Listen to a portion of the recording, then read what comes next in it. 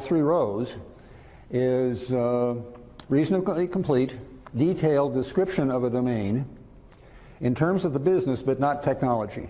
And the whole point is the conceptual model is not technological. But what I've done, and it's classes of things of significance to the enterprise. And these are the concepts. Now what I've done is to break it into the 3 rows corresponding to what John did. The corporate overview, the executive view, is a place to start the conversation with top management. It's a kind of sketch of the environment. This is what you do on a whiteboard. What are the most important kinds of data that you need to run your organization? These are global things of significance, typically all connected with many-to-many relationships among them.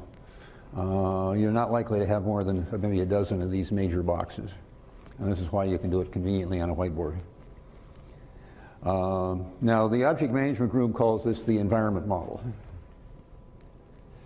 Some would call this the conceptual model, which it is, but it's only one of several. Now, the semantic model turns out to be a little more monstrous. This is the business owners. And this is the collection of languages that are used all throughout the organization. Yes, sir? In the executive view, identify what the most important objects are to the organization. Do you define the relationships? As well as relationships. So, hey, they're all many-to-many relationships. They're not very informative, but yes, exactly so. Okay. All right. The business owners gets a little messy because, as we say, there are lots of different ways of using language, and invariably there are conflicts. And so you wind up saying, okay, this is the name, this is the term, but this is how it's used in this department as opposed to the same term that's used this way in this department. And you ideally look to come up with a consistent set of terms, and the best you can do usually is put some of her qualifications around it. The most important words are, of course, the ones that are central to the nature of the business. So, for example, I was working for Alberta Transportation, and they're all about roads. Well, what is a road? Well, if you're trying to get from the airport to the hotel, it's a line through a network. On the other hand, if you're planning for it, it's right away, so it's actually an area. And if you're putting the concrete or the asphalt down, it's a solid. So what do you mean by road? Okay, so road doesn't get used in the data model anywhere. And pretty much every client I've ever had, it's something like that. But what you wind up doing, yes, ma'am? So I haven't heard of this semantic model. This is something that, this is a term that I work for a thing called the Business Rules Group.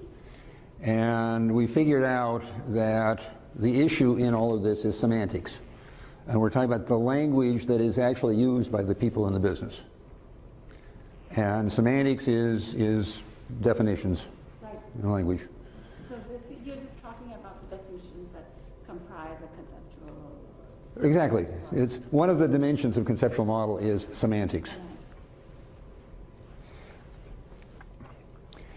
This, by the way, winds up being a divergent model because if you, for example, use an ERE diagram, you wind up filling the wall.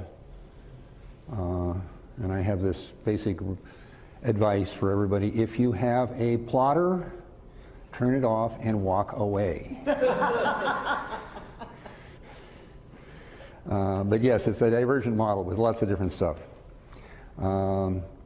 But the one-to-many relationships, you're in a position to represent assertions about the enterprise. And I'll show you, this is a particular approach that we have for doing this model, and I'll talk about it in a minute. Moderate attribution. What I like is for the basic entities have, maybe a name and a code. Sometimes, if it's a transaction, you'll have start date, end dates, maybe a description, but not much more than that, because there's a separate way of handling characteristics, which is put that in a separate bottle and let somebody else capture those and manage those, not the data modeler. And this is what the object management group calls a class of platform or technology independent model. Some people call this the logical model, which I disagree with, because I'm going to tell you why in a minute. Now, semantic model is an example of an ontology. Okay, for those